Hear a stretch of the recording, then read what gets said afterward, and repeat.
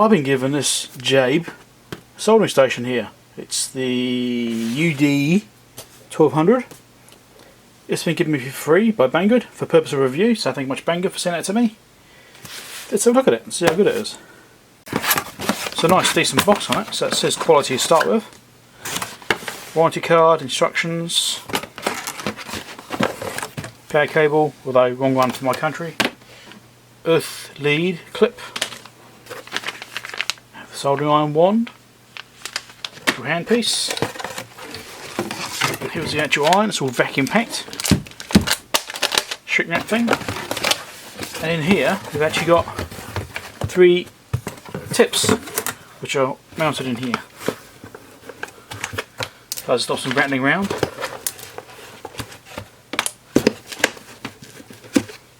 Okay, here we go, let's get rid of the box.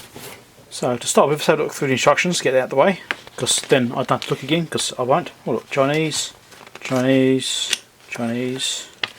There we go, English. I'll just do screenshots like this so you can see them. You can just pause the screen and have a look. Lots of tips there, isn't there? I think it's like the standard JBC kind of alignment. I think that's basically what they are. And, oh, that's it.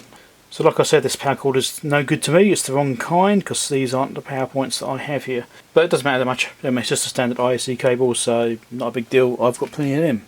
Let's look at the handpiece. Yep, that's silicon cable.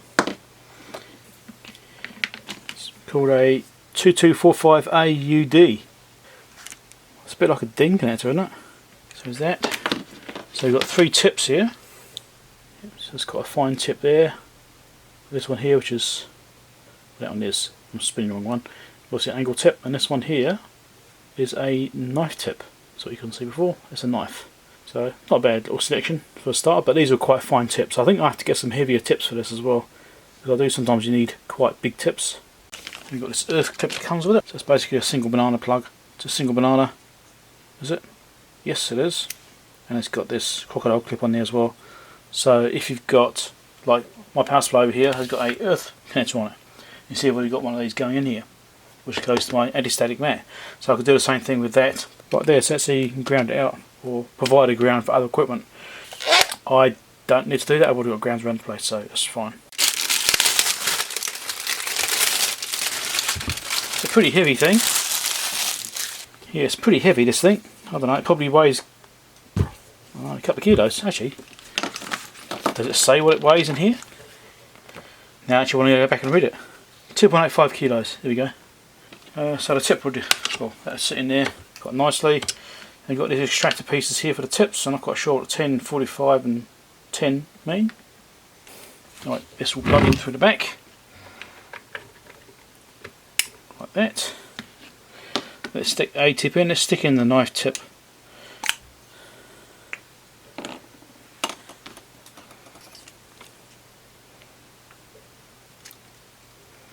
God, try not to drop it.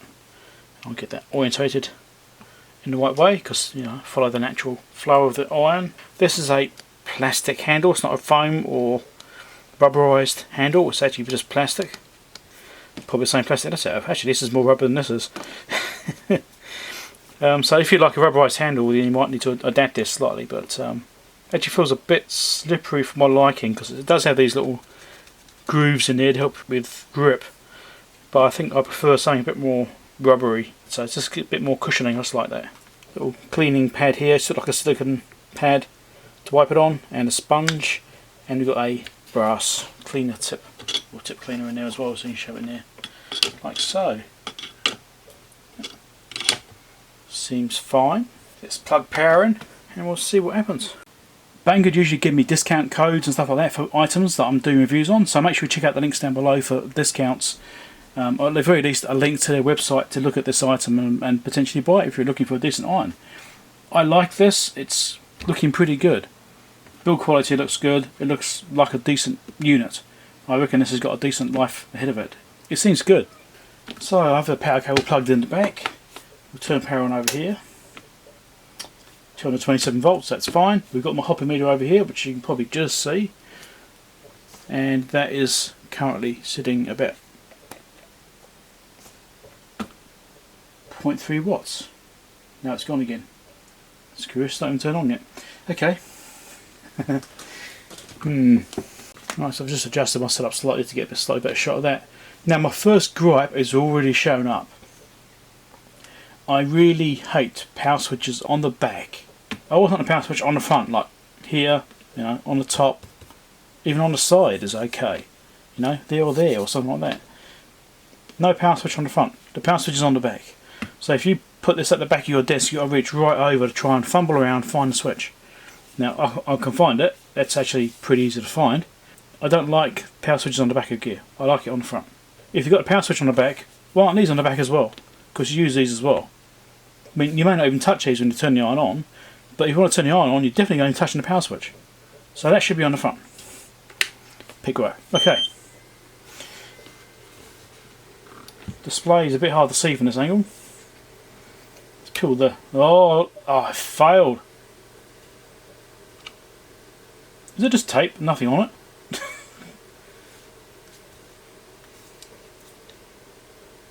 No, it's totally filmed now, I can feel it.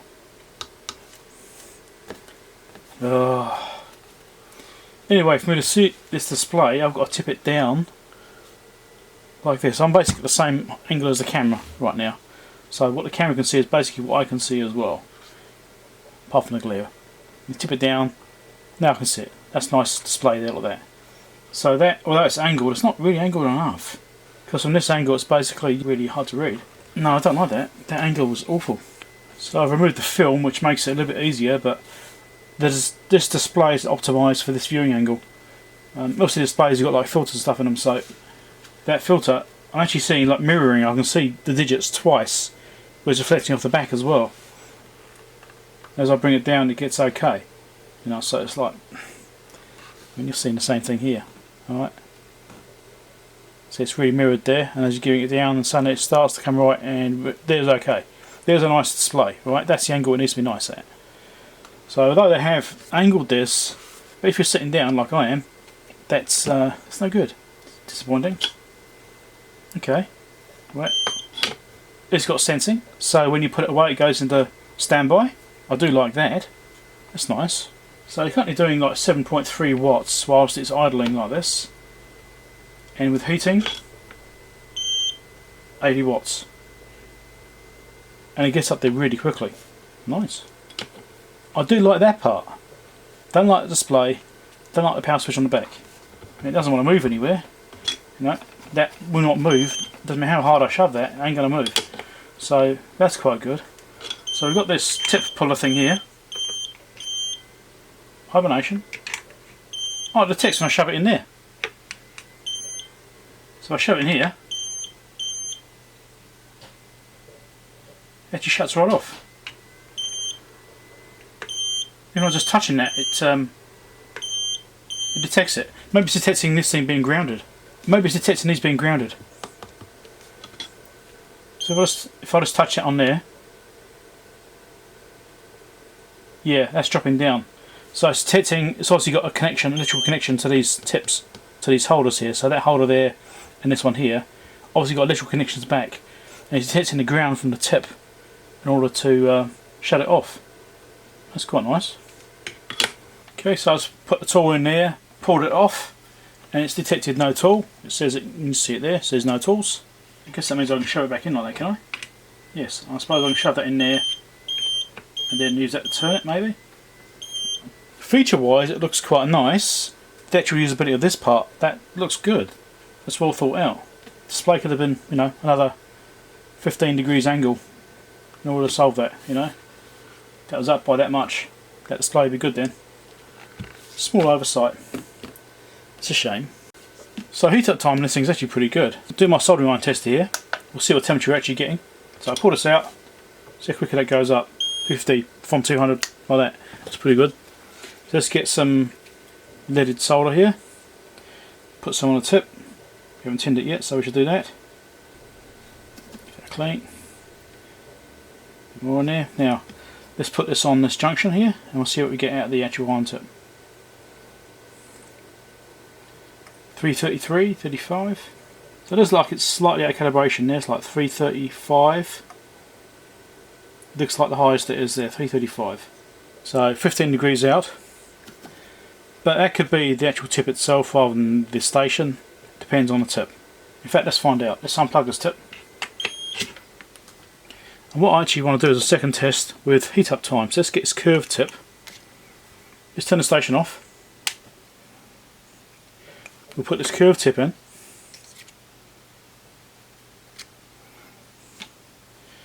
I want to see how quickly this heats up to actual full temperature.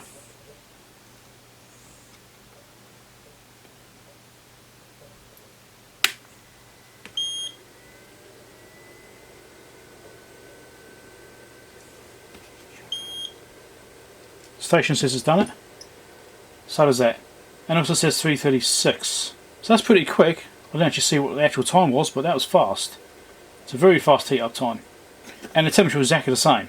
So the consistency between the tips was good, but it's just slightly out of calibration, so I might have to try and figure out how we do that later on. So it's about 15-20 degrees out on the tips. So now just props underneath the back of it so you can stand it up and actually see it a bit nicer. You can see it's got a power display here. You can see it now. I couldn't see it before. So you can actually see how much effort it's putting in. Mind you, if you're soldering, I doubt you'd be looking at that anyway. But okay, let's look at the adjustments. So it's 50 to 250. Oh, sorry, 50 to 550. 1 degree steps. That's a bit tedious. A few moments later. 2 hours later.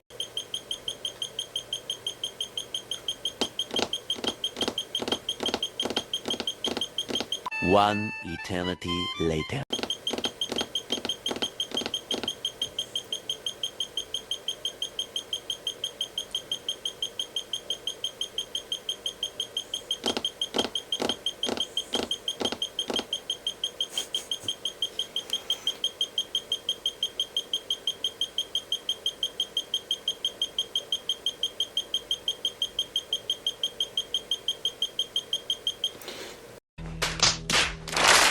It really needs velocity control on this.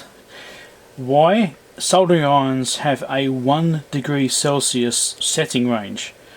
I do not understand. You're never going to use a 1 degree change in temperature. You're never going to do that. That's just ridiculous. Why would you change by 1 degree? You'd be changing by 5 or 10 degrees at a time. Having a 1 degree step, to me, is just ridiculous. That's just silly. What settings are in here? Station settings. Change pin? Nope. Power 130 watts. Temperature unit C. Maximum temp 520. Minimum temp 50. Beep. Display lamp. Display lamp. And back. So there's nothing there for the step sizes. Okay. Tool settings. Let's have a look. Anything in here? Fix 1 temp. No. Sleep temp 200. Well, it warms up so quickly, I'm actually inclined to change that. It's such a fast warm up.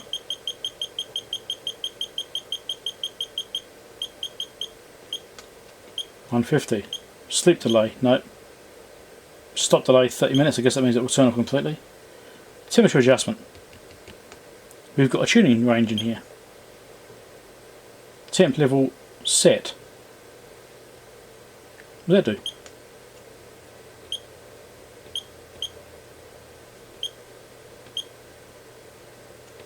I don't know. Might be in the instructions. Oh, right, okay. Counters. Timers. Right. So it's just like a history thing. Program version. Here we go. 26th of the 2nd, 21. It's the V30202.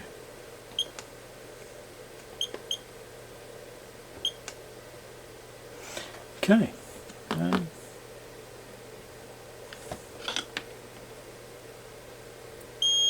mean, that warms up so quickly. Why wouldn't you have a lower temperature on standby? The lower the temperature is, the less aging you get on your tip. So let's have a quick look at this setting here for this temp level set. Alright, I've turned that on, and these are 3 preset temperatures you can use. So instead of going through these buttons here to go to a certain temperature, it will switch between the presets instead. So if I exit out of this, because I've got it turned on right now, I'll set 300, 350 and 400. When I pull this out, you'll see you've got 300, 350, 400 across the top there, and I can switch between them. Instead of going, you know, up and down by 1 degree C, you can go to presets instead. That seems fine. I might just do that rather than having that 1 degree Celsius changing, which would be kind of annoying. So yeah. So now I'm back in here, I'll show you. So you push OK, it comes over to change it, and then you got to do the 1 degree steps thing. So it's a shame that there isn't a option here for changing the step size. That is a shame. So this display lamp, I think, is actually referring to the backlit display. There is no lamp apart from the backlighting on display, which you can see there's not wonderful. Mainly because of my lighting here, it washes it out. If it was in a darker room, but you wouldn't really see it. Well, you would be able to see it, I should say. But then you probably wouldn't be able to see what you're doing when you're soldering. So I don't know. Let's come back out. So when you go in there, you got sleep shut and shut. I guess that means when it goes to sleep, it turns the backlight off. If it's asleep, it's off. When it's awake, it's on. Yep. Yeah, it depends what you want to do. I mean, if you want it to highlight that the thing's on when it's sitting there, you probably want to leave it on the whole time. I mean, sleep shut will obviously say the backlighting and stuff like that and reduce the aging. It's also got shut, which I'm guessing means off. So I think shut means off. So I think that'll just be permanently off. In fact, I'm actually wondering, is that easy to see with it off than it is when it's on? Because it increases the contrast slightly.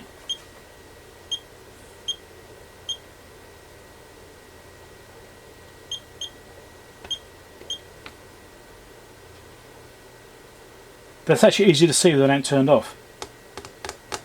So I've just changed that setting to be plus 15 degrees inside the menu there, so it should now be 15 degrees hotter.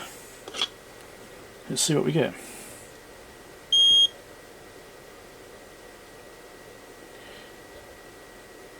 At 400 degrees C, we're getting 393.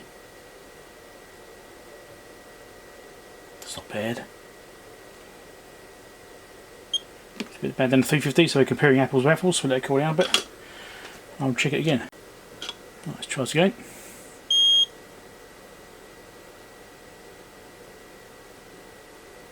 Put some fish solder on.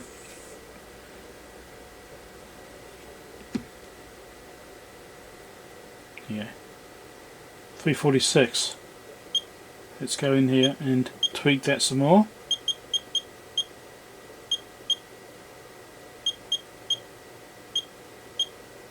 This tip was further out than the other one was.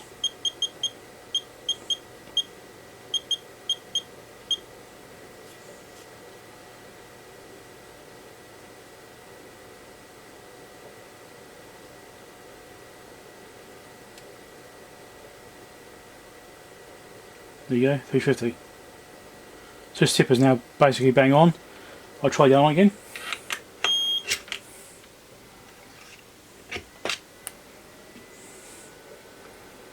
Right, that's up to temperature as soon as I touched it on there. That's already amazing. This is probably going to be a little too high now on this particular tip.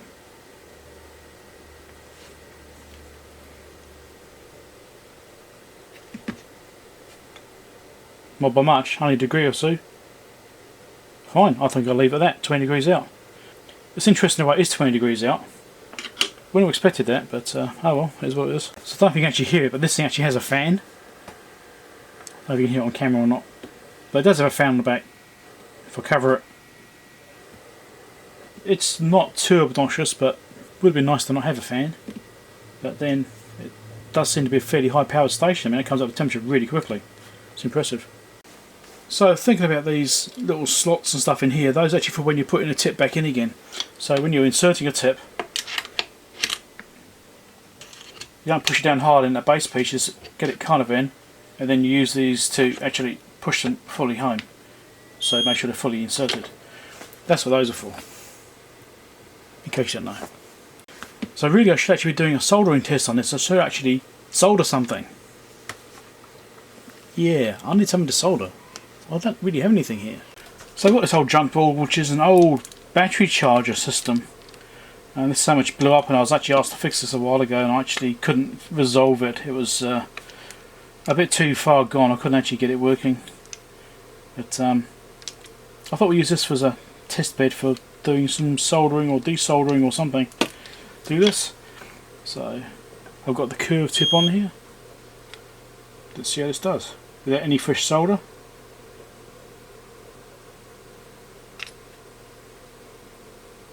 That's that side out.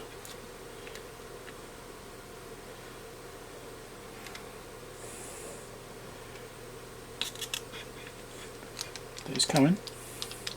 This is at 325 degrees as well, so let's go 375. I've made it 325, 375 and 425. Probably the higher end of what I normally use in my KSGR. There you go, and that's out pretty easily, not much hassle. So you've got a chip here, or it's an outside coupler. You could try desoldering that, just flood it with solder and see what happens. At 375.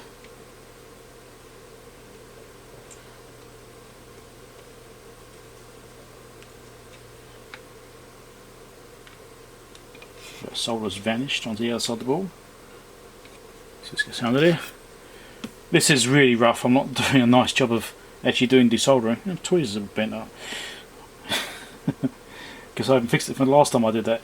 Okay, shove that under there and see if we can get some leverage on this. Get that off.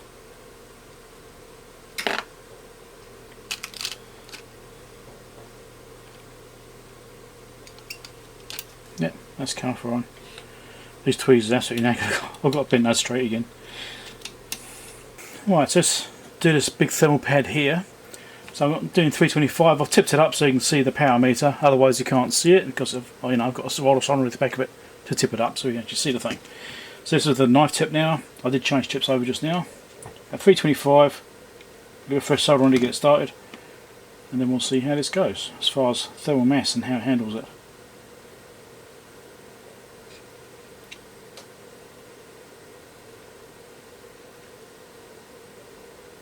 And it is getting there, it is flowing, it's struggling a little bit.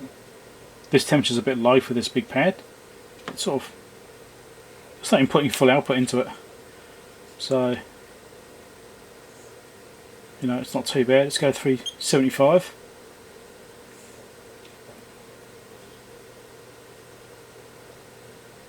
That is now flowing a lot better. 375 suits this pad quite well. So, let's stick a whole bunch more solder on there. No trouble at all. Look at that. 375. Easy.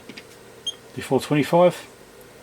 Give it a second to cool down on the board itself. We'll stick that in. Look at that, instant. Yep. That's absolutely fine. Plenty of power there. So I'm just going to re-solder that inductor again. I'll just clean the holes out.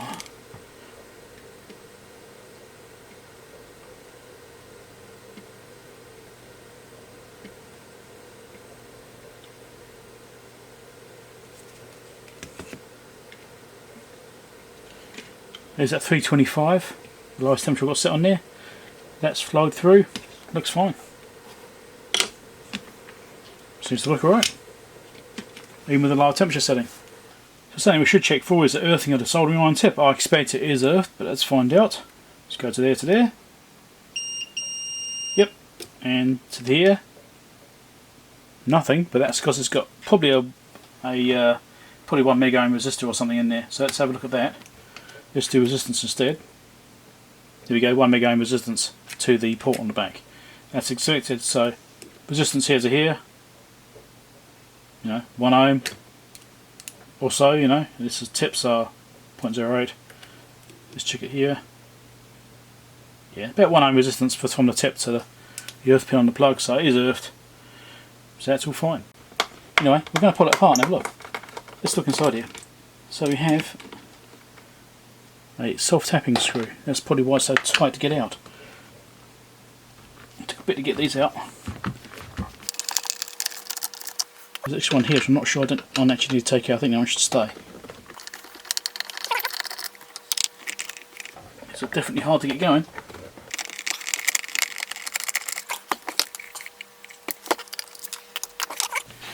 There's those screws, is that it? Yes.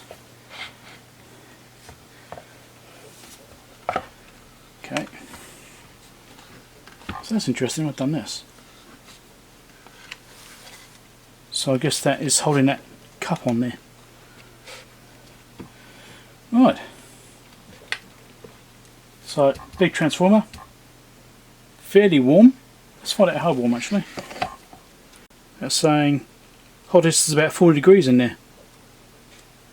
So 40 degrees right there on this front edge of these windings. Just there.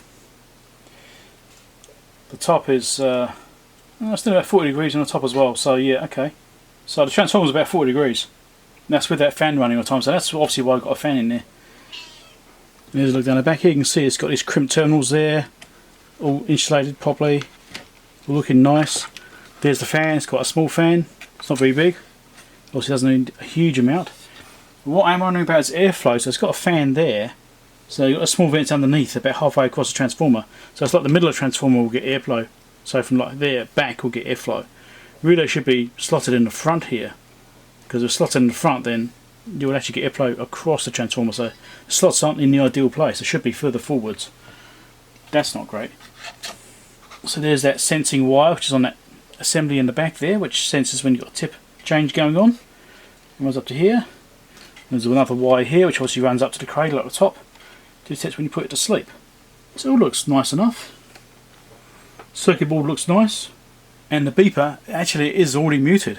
If you look up here, there's the beeper, and there's already a label over it, the original label. So that's not been taken off. So the beeper is actually muted already. If you took that off, it'd be louder.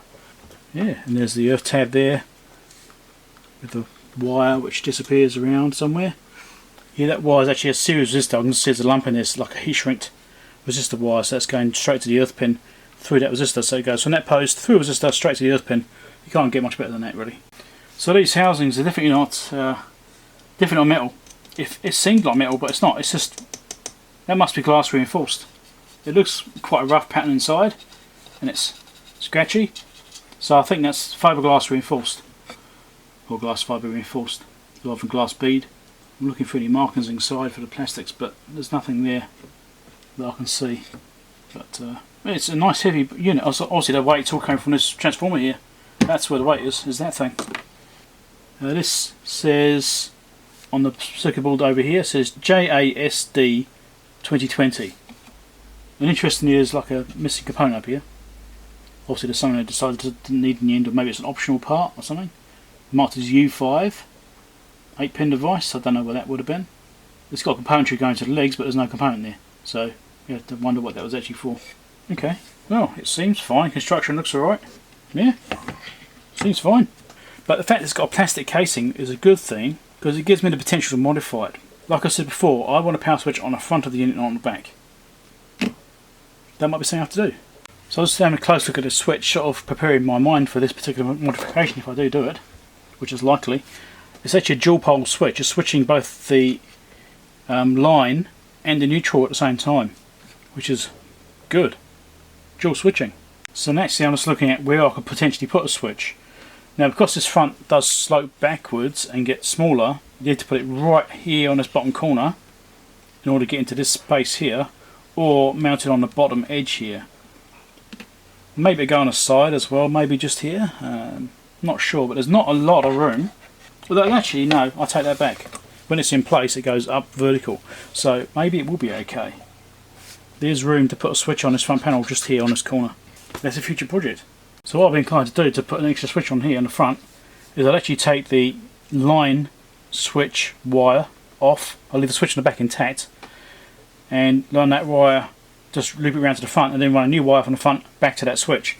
and that switch there and just stay on all the time.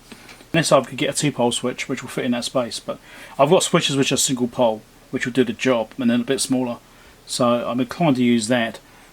Options, little modification. I always have to modify things. So I look underneath it and that's those vents I was talking about under the transformer. So they're not too bad, but really it means the front of the transformer is not getting any airflow across it really, because the vents aren't really at the front. They should be right up here. That's where the vent should be, is right there. So the airflow goes right through the whole case, not just halfway from the case. It's less effective, but that's probably just me being fussy. My opinion, this iron's actually not bad. It's actually pretty good. It's robust, it's well built, well designed. It's obviously a kind of copy of a JBC. It's got some similarities there, but also some big differences. It seems like it's actually a really nice unit. I quite like it. The only thing I don't like, is the switch on the back instead of on the front, and the display visibility unless you have it tilted towards you like this. That's the only thing I don't actually like about it. The rest of it's pretty good. Oh, and the stepping of 1 degree C. That's tedious. So yeah, that's the only thing. So there's 3 things I don't like. The rest of it I think is really good. So there'll be links down below for this item for Banggood. They'll usually give me a discount code as well, so look for that. Down in the description, go and look for there. So thanks much Banggood for sending this to me at no cost. That's much appreciated, and it looks like a decent unit. I think this will be sitting on my desk from now on and replacing my KSGER, because it seems to be slightly better. So if you found it interesting, like the review, make sure you give me a thumbs up.